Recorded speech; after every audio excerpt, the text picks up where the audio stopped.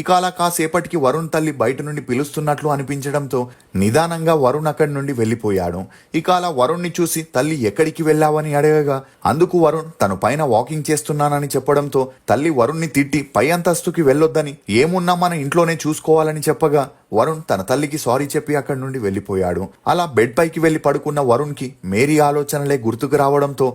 తనని చూడాలని, తనతో మాట్లాడాలనే ఆశ పుట్టింది. అలా మరుసటి రోజు కాలేజ్కి వెళ్లి ఇంటికి వచ్చిన వరుణ్ లిఫ్ట్లో పైకెళ్తుండగా పక్కనే మేరీ ఉండటం, అలా ఆమెను చూడగానే వరుణ్ కంగారు పడి తలదించుకోగా మేరీ మాత్రం వరుణ్ని చూసి నువ్వే కదా నా గది బయట నిలబడ్డావు అని అడగడంతో వరుణ్ ఒక్కసారిగా షాక్కి గురై ఏం చెప్పాలో తెలియక మీరు దేని గురించి మాట్లాడుతున్నారో నాకు అర్థం కావట్లేదు అని అనడంతో అందుకు మేరీ వరుణ్ని చూసి నవ్వుతూ నీకు అబద్ధం చెప్పడం కూడా వచ్చా, నువ్వు తడబడడం చూస్తే నా ఇంట్లోకి వచ్చావని తెలుస్తుంది అనగా వరుణ్ కాస్త రిలాక్స్ అవుతూ నేను గది బయటున్న విషయం మీకెలా తెలిసింది, మీరు నన్ను చూడలేదు కదా అనగా అందుకు మేరీ నువ్వు కెమెరాలో కనిపించావు అందుకే అడిగాననడంతో వరుణ్ నిజం ఒప్పుకొని జరిగిన విషయం చెప్పగా అందుకు మేరీ నేనిక పైన ఫ్లోర్ షేక్ అయ్యేలా డాన్స్ చేయనని చెప్పి అక్కడి నుండి వెళ్ళిపోయింది. ఇక అలా వెళ్తూ వెళ్తూ మేరీ వరుణ్తో మళ్ళీ నా ఇంటికి వస్తే ఫ్రెష్ జ్యూస్ ఇస్తాననగా ఎక్కడ తన తల్లిదండ్రులు వచ్చేస్తారో అని భయపడి వరుణ్ రానని అంటాడు. కానీ మేరీ మాత్రం మీ అమ్మా నాన్న వచ్చేలోపు ఇంటికి వెళ్ళిపోదు అని వరుణ్ని ఫోర్స్ చేసి